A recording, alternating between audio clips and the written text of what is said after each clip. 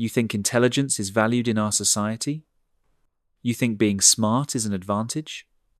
Think again. Right now, as you read this, there's a systematic erasure happening. Not with violence, not with dramatic announcements, but through something far more insidious, the quiet, methodical elimination of intellectual curiosity, critical thinking, and genuine intelligence from our culture. This isn't a conspiracy theory. This isn't some dystopian fantasy. This is happening right now, and if you're someone who thinks deeply, questions everything, and refuses to accept simple answers to complex problems, you're already a target. The scariest part? Most people don't even realize it's happening. They're too busy consuming, scrolling, and accepting whatever narrative is fed to them. But you're different. You notice things. You ask uncomfortable questions. You see patterns others miss. And that makes you dangerous to a system that thrives on compliance and intellectual passivity. Here's what they don't want you to know. Intelligence is being systematically devalued, discouraged, and destroyed. Not because it's not useful, but because it's too useful. Smart people ask inconvenient questions. They see through manipulation. They think for themselves. And in a world designed to control thought and behavior, that's a problem that needs to be solved. Throughout history, there have been moments when societies turned against their brightest minds. The burning of the Library of Alexandria, the persecution of scientists during the Inquisition, the cultural revolutions targeting of intellectuals. But what's happening now is different. It's more subtle, more pervasive, and more effective than any previous attempt to suppress human intelligence. Unlike past efforts that required obvious force and created obvious martyrs, today's war on intelligence operates through seduction rather than coercion. It convinces people to voluntarily surrender their intellectual capacity. It makes them grateful for their own dumbing down. It transforms the erosion of thinking ability into a consumer choice, a lifestyle preference, a mark of authenticity. The weapons in this war aren't swords or books burned in public squares. They're algorithms designed to fragment attention, educational systems that punish curiosity, economic structures that reward compliance over competence, social media platforms that turn thinking into performing, entertainment that celebrates ignorance as wisdom. But perhaps, most insidiously, this war recruits its victims as soldiers. Smart people who should be defending intelligence instead find themselves policing other smart people, enforcing conformity, and participating in their own intellectual diminishment. They do this not because they're evil, but because the system has convinced them that this is progress, justice, or simply the way things have to be. The result is a society stratified not by traditional markers of class or race, but by cognitive capacity. On one side, a small elite that understands how the game works and protects its ability to think deeply. On the other side, an increasingly large population that has been systematically stripped of the tools necessary for intellectual independence. This cognitive stratification is self-reinforcing. Those who can think clearly accumulate more resources, opportunities, and influence. Those who can't think clearly become increasingly dependent on others to interpret reality for them. The gap widens with each generation, creating a world where intelligence becomes a rare and precious resource hoarded by the few. If you're reading this and recognizing these patterns, you're part of a shrinking minority. You're one of the people this system is designed to neutralize. The question isn't whether this is happening. The question is what you're going to do about it. Because make no mistake, your intelligence is under attack. Your ability to think independently is being eroded. Your capacity for deep analysis is being systematically destroyed. And if you don't understand how this is happening and take active steps to protect yourself, you'll become another casualty in a war most people don't even know is being fought. The time for passive observation is over. The time for intellectual self-defense has begun. The first battlefield in the war against intelligence is the most fundamental, the systematic destruction of critical thinking. This isn't happening by accident or as an unintended consequence of social change. It's a deliberate, coordinated effort to eliminate the cognitive tools that allow people to analyze, question, and resist. Reason 1. The weaponization of anti-intellectualism. Anti-intellectualism isn't just ignorance, it's weaponized ignorance. It's the deliberate cultivation of a culture where being smart is seen as suspicious, elitist, or threatening. This weapon is so effective because it turns intelligence into a social liability rather than an asset. Think about the language we use. Book smart, but not street smart. Too smart for your own good. Analysis, paralysis, overthinking. These phrases don't accidentally exist in our vocabulary. They reflect a deep cultural hostility toward the kind of sustained mental effort that produces genuine insight. This anti-intellectual culture operates through several mechanisms. First, it redefines intelligence as pretension. Anyone who uses precise language, references research, or demonstrates deep knowledge is immediately labeled as showing off or trying to make others feel stupid. Second, it equates intelligence with social awkwardness, suggesting that smart people are somehow less human, less relatable, less trustworthy than their intellectually modest peers.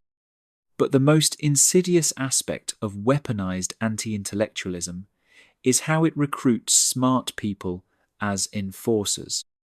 Intelligent individuals learn to police their own language, hide their knowledge, and present themselves as just regular folks to avoid social rejection.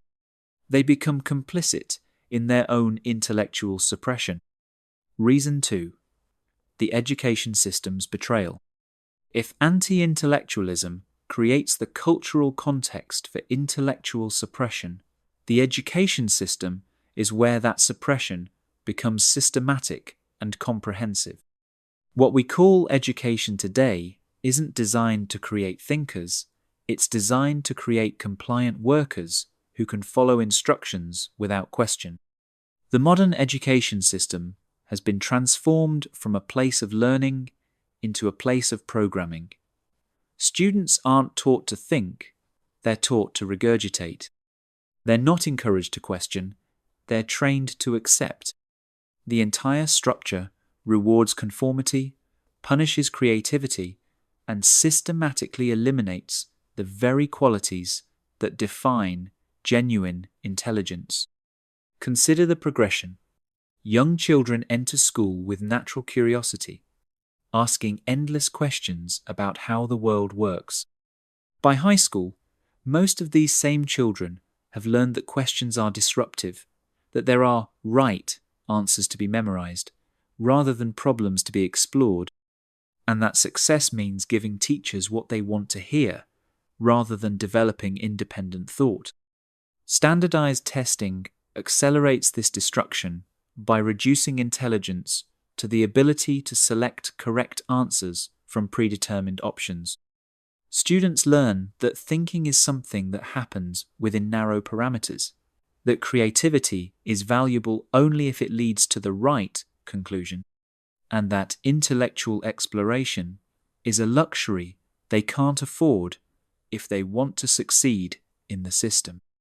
The most tragic aspect of educational betrayal is how it teaches intelligent students to hate learning. Bright, curious children who should be developing into lifelong learners instead learn to see education as something done to them rather than something they actively pursue.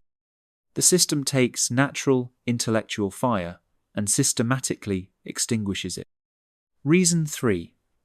The digital dopamine trap.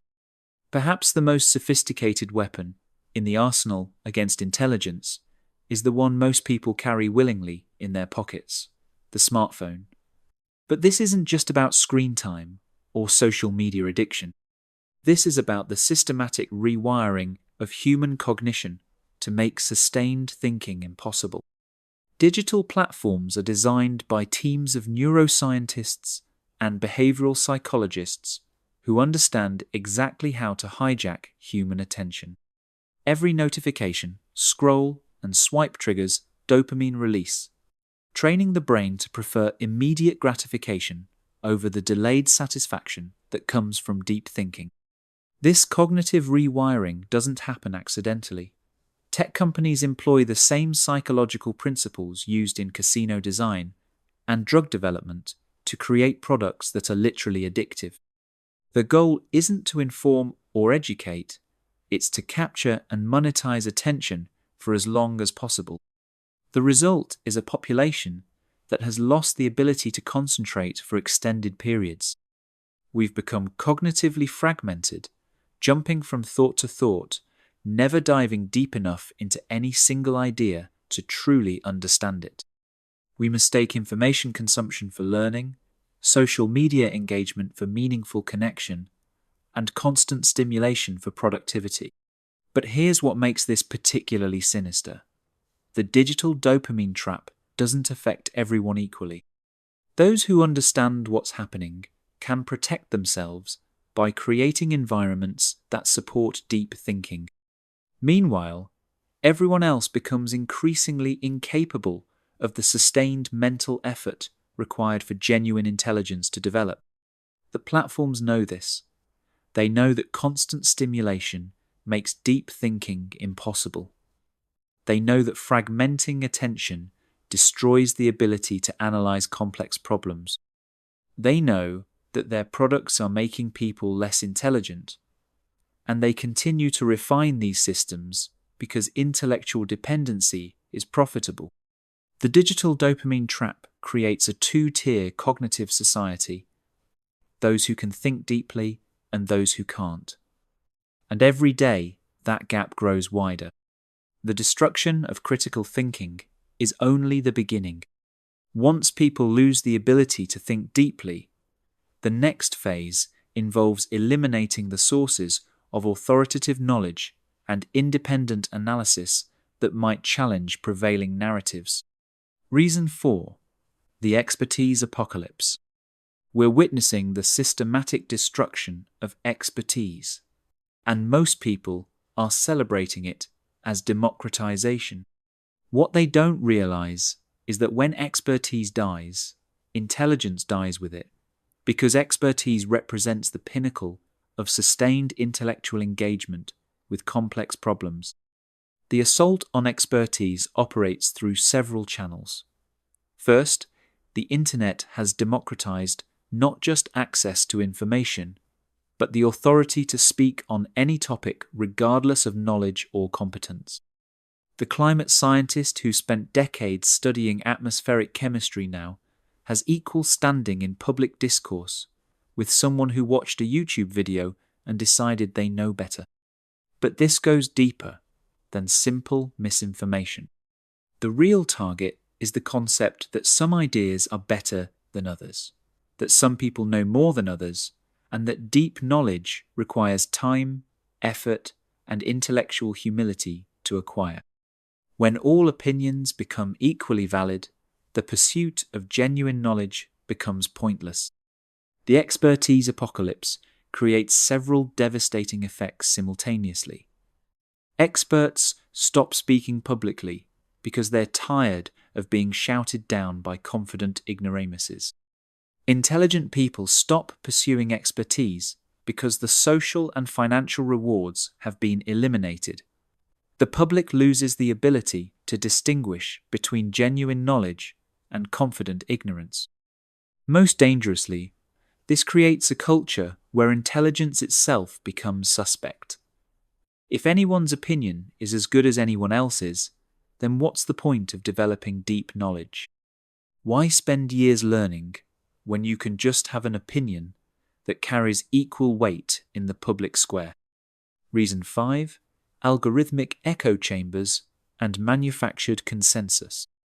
While expertise is being destroyed from the outside, independent thought is being eliminated from the inside through sophisticated algorithmic manipulation. Social media algorithms don't just show you content you'll like, they shape your reality by controlling what information you receive and how you process it. These algorithms create the illusion of consensus by showing you content that confirms your existing beliefs while hiding information that might challenge them. But this isn't neutral filtering, it's active reality construction. The platforms determine not just what you think, but what you think everyone else thinks. This manufactured consensus is particularly effective against intelligent people because it exploits their social awareness. Smart people understand that isolated opinions are often wrong, so they look for confirmation from others. When algorithms create the appearance that most people share their views, intelligent individuals become more confident in positions that might actually be minority perspectives or complete fabrications. The result is a population that believes it's thinking independently while actually following carefully constructed thought patterns. People feel like they're making their own decisions while being guided through predetermined intellectual pathways. Reason 6. The commodification of intelligence. Intelligence itself has been transformed from a personal asset into a corporate resource. In the modern economy, smart people don't use their intelligence for independent thinking. They rent it out to organizations that direct their cognitive efforts toward predetermined goals. This commodification operates through several mechanisms. The gig economy breaks intellectual work into small, discrete tasks that prevent workers from seeing the larger picture.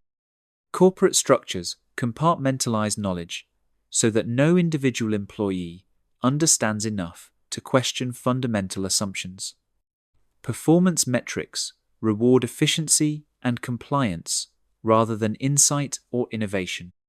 The most insidious aspect of commodified intelligence is how it makes smart people complicit in their own intellectual suppression.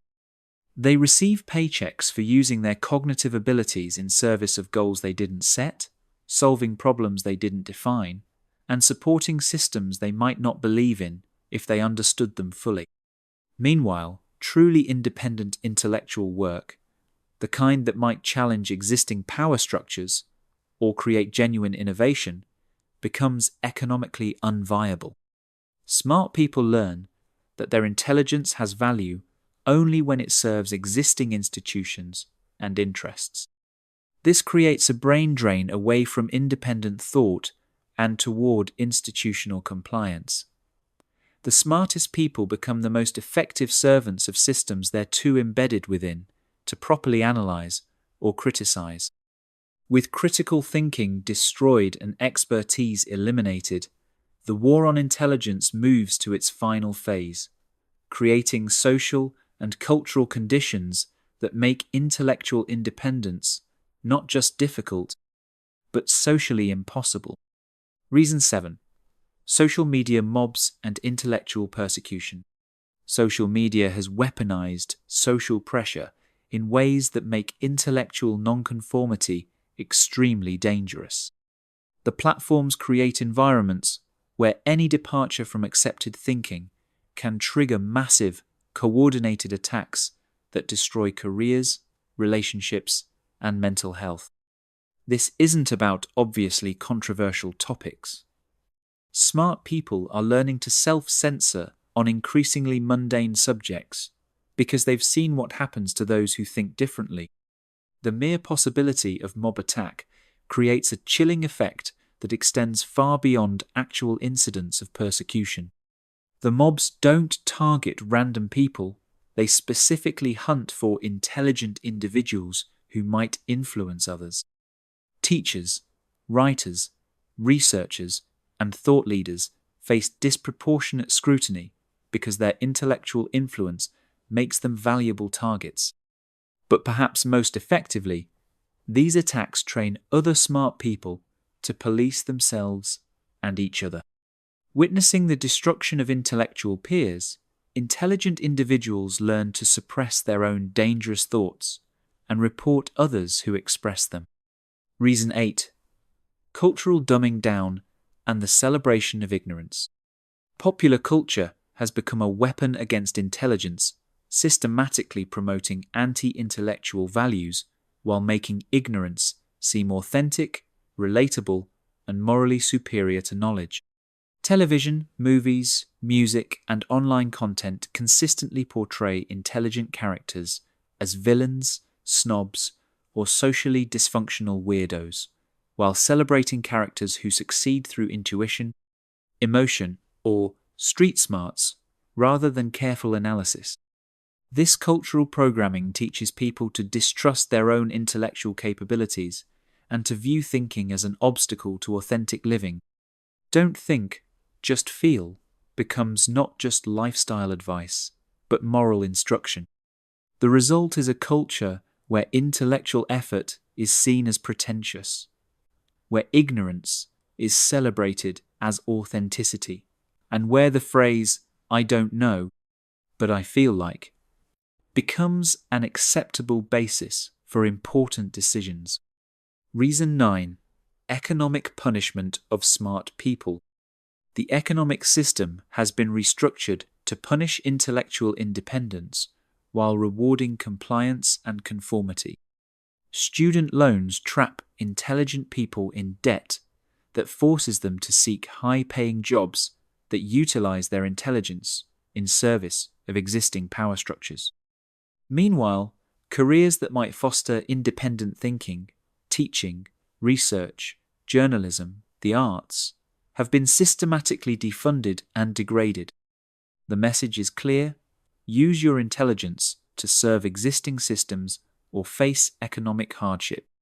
This economic coercion is particularly effective because it doesn't feel like suppression, it feels like practical necessity.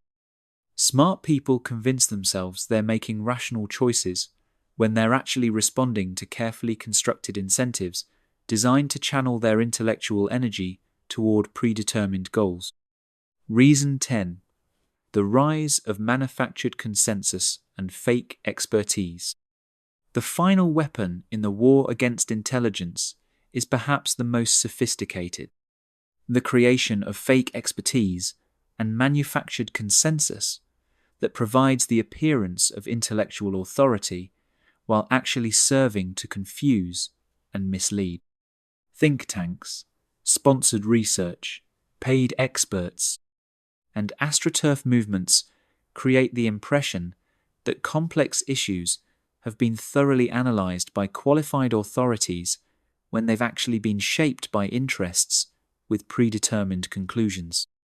This fake expertise is particularly effective against intelligent people because it exploits their respect for genuine knowledge and analysis. Smart people want to defer to legitimate authority, so they become vulnerable when that authority is simulated rather than real. The result is a landscape where genuine expertise is impossible to distinguish from sophisticated manipulation, where intelligent people can't trust their own analysis because they can't trust their sources, and where the pursuit of truth becomes an exercise in navigation through deliberately constructed confusion.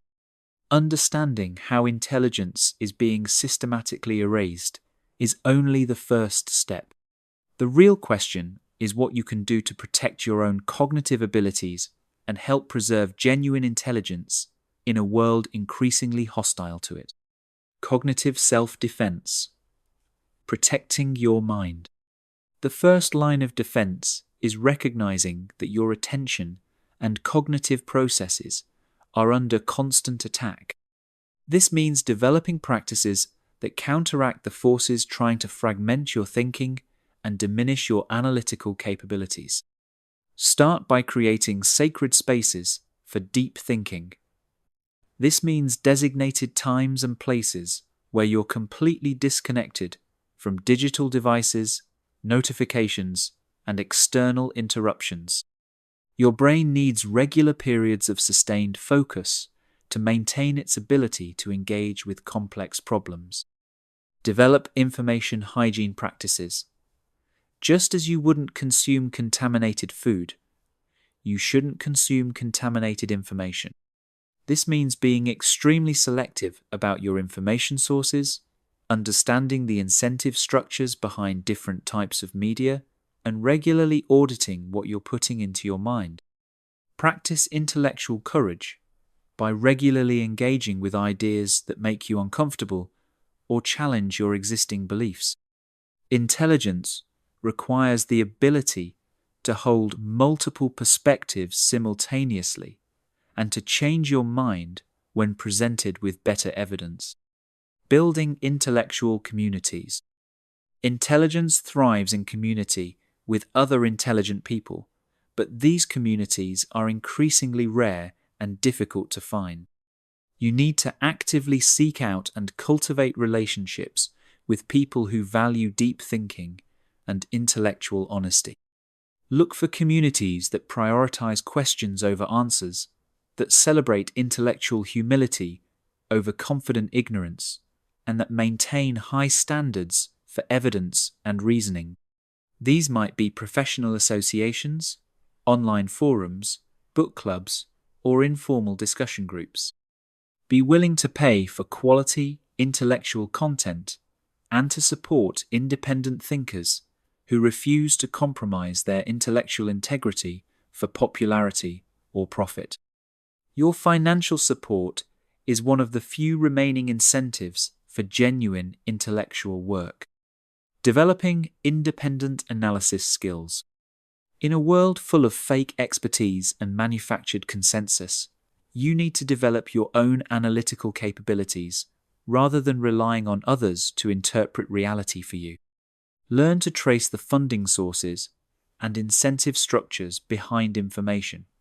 Understanding who benefits from particular narratives helps you evaluate their reliability. Develop statistical literacy and basic research methodology so you can evaluate studies and data claims independently.